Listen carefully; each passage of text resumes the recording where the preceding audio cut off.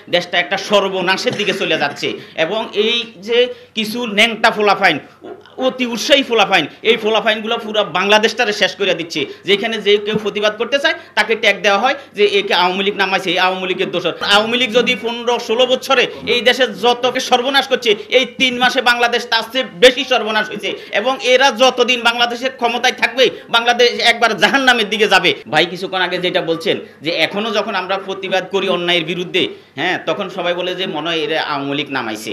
এই যে বাংলাদেশে একটা ট্যাগের রাজনীতি শুরু হয়েছে, এই জন্য কোনো ভালো মানুষ এখন আর কথা বলতেও ভয় পায়। হ্যাঁ, এখন দেখেন যে 5ই আগস্টের পরে জনগণ মনে করছিল যে এই দেশে ছাত্র জনতার রক্তের বিনিময়ে এই দেশে একটা গুণগত পরিবর্তন হবে। গুণগত তো কোনো পরিবর্তন হয় নাই, দেশটা একটা সর্বনাশের দিকে চলে যাচ্ছে এবং এই যে কিছু ন্যাংটা ফোলাফাইন অতি উৎসাহী ফোলাফাইন এই ফোলাফাইনগুলো পুরো বাংলাদেশটারে শেষ করে দিচ্ছে। যেখানে যে কেউ প্রতিবাদ করতে চায় তাকে ট্যাগ দেওয়া হয় যে একে আওয়ামী লীগ নামাইছে, এই আওয়ামী লীগের দোষর। আরে তোরা কার দোষর? তোরা তো 52টা কমিটির 52টা সদস্যের মধ্যে তোরাই তো আসিল 35টা ছাত্র শিবিরের কর্মী এই সমন্বয়কদের ভিতরে, তাহলে তোরা কারে ট্যাগ দেস? হ্যাঁ, এখন এই যে বাংলাদেশে একটা ট্যাগের রাজনীতি শুরু হয়েছে, কেউ সত্য কথা বলতে গেলে তাকে ট্যাগ দেওয়া হয়। আমি কিছুদিন আগে একটা প্রতিবাদ করলাম যে 1971 সালে স্বাধীনতা যুদ্ধে, হ্যাঁ, যারা ওই সময়কার যুদ্ধ ছিল দেশবিরোধী ছিল, তারা যদি এই নূর হোসেন দিবসে যদি ফুল দিতে পারে তাহলে 24-এর গণ অভ্যুত্থানে যারা দেশদ্রোহী তাদেরও ফুল দেওয়ার অধিকার আছে।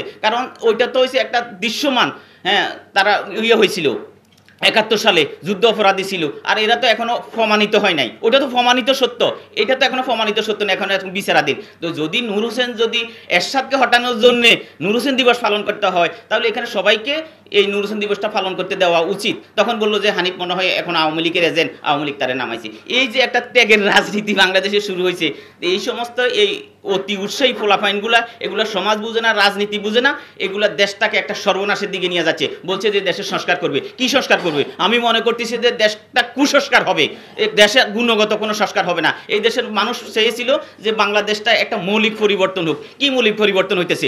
আগে আমার গতকালকে মিরপুরের এক লোকে বললো যে হানিফ ভাই আপনি আগে দুর্নীতির বিরুদ্ধে প্রতিবাদ করতেন, আগে আমরা যারা ব্যান্ড গাড়িতে বসে রাস্তায় মালামাল বিক্রি করতাম তখন 100 টাকা দিতে হইতো, এখন 150 টাকা দিতে হইতেছে। এটাই কি আমাদের পরিবর্তন? হ্যাঁ, প্রত্যেকটা জায়গায় অর্থাৎ ফ্যাসিবাদের পরিবর্তন যদি করা হয়, আমি বলবো যে 90 ফ্যাসিবাদের কারণে এই দেশটা এখন 90 ফ্যাসিবাদের হাতে পড়ছে।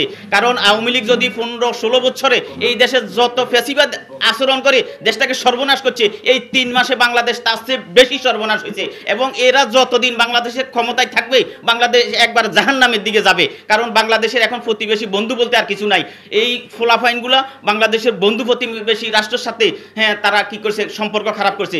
আমি ভারতের এই আগ্রাসনের বিরুদ্ধে টেকনাফ থেকে তেঁতুলিয়া প্রতীকী একটা লাশ কাঁধে নিয়ে ফেলানিদের বাড়ি পর্যন্ত গেছিলাম। কিছুদিন আগে আমি এই লাশ নিয়ে 64 জেলায় মিছিল করেছিলাম।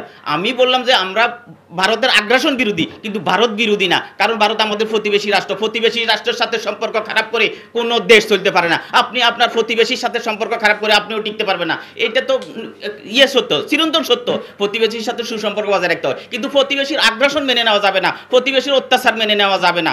এই ফোলাফাইনগুলো কি করছে, প্রতিবেশীর সাথে সম্পর্ক খারাপ করছে, দেশের ভিতরে এখন একটা কি করতেছে, হ্যাঁ, ধর্মীয় একটা উগ্রবাদ সৃষ্টি করে দিচ্ছে। ধর্মীয় যে সম্প্রীতির বাংলাদেশ, 100 বছরের 1000 বছরের একটা ঐতিহ্য আছে বাংলাদেশের, সম্প্রীতির বাংলাদেশ নষ্ট করে দিচ্ছে। কারণ একটা কথা আছে, পৃথিবীতে যত মানুষ রোগে ক্ষুধায় দারিদ্রতায় মারা গেছে তার চেয়ে পৃথিবীতে বেশি মানুষ মারা গেছে এই ধর্মীয় প্রতিহিংসার কারণে। এখন বাংলাদেশে সেই ধর্মীয় প্রতিহিংসাটা, হ্যাঁ, এখন ঘরে ঘরে সৃষ্টি হয়েছে। এই অন্তর্বর্তী সরকার যতদিন বাংলাদেশের ক্ষমতায় থাকবে বাংলাদেশে গৃহযুদ্ধ সৃষ্টি হবে, বাংলাদেশে কি দুর্ভিক্ষ সৃষ্টি হবে। এরা কোনো জায়গায় করতে পারে না, সিন্ডিকেট ভাঙতে পারে নাই। আরো অনেকে বলতেছে যে অন্তর্বর্তী সরকার সিন্ডিকেটের দোসরের ভূমিকা পালন করতেছে। কারণ আপনারা জানেন, অনেকে মনে করছিল যে বাংলাদেশে একটা দুর্নীতিতে আসক্ত হয়ে গেছে, 15 বছর সর্বক্ষেত্রে দুর্নীতি হয়ে গেছিল, অন্তর্বর্তী সরকার দুর্নীতি দূর করবে, কিন্তু সর্বনাশ হয়ে গেল। এই যে সচিব স্বরাষ্ট্র সচিব তো বললো যে আমার 5 কোটি টাকা দিয়ে, বেশি লাগবে না, আমার এত চাহিদা নাই, নওগাঁ ডিসিকে নিয়োগ দিচ্ছে 5 কোটি টাকা দিয়া। তাহলে দুর্নীতি রয়ে গেল, তাহলে জনকষ্ট সর্বনাশ হয়ে যাচ্ছে। তো কি এরা কি করবে? এরা দুর্নীতিদেরকে আশ্বস্ত করছে।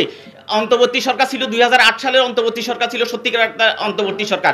এই অন্তর্বর্তী সরকার একটা দলীয় সরকারের 2-3টা দলীয় সরকার 2-3টা দলের ফটোকপি হিসেবে কাজ করতেছে, ওরা ওদের দোসর হিসেবে কাজ করতেছে। বাংলাদেশে এখন যতগুলো নিয়োগ হচ্ছে 2-3টা দলের অফিস থেকে চিরকুট আসে, চিরকুট অনুপাতে তাদের লোকগুলোকে নিয়োগ দেওয়া হচ্ছে। কিছুদিন আগে 667 জন ফিফি নিয়োগ দিছে, প্রত্যেকটা দলের অফিস থেকে ফিফি নিয়োগের জন্য লিস্ট আসছে, সেই অনুপাতে নিয়োগ দিছে। এখন সচিবালয় থেকে ইউনিয়ন পরিষদ পর্যন্ত যত লোক নিয়োগ দেওয়া হইতেছে 2-3টা দলের জন্য নিয়োগ দেওয়া হইতেছে, 2-3টা দলের লোকদেরকে নিয়োগ দেওয়া হইতেছে।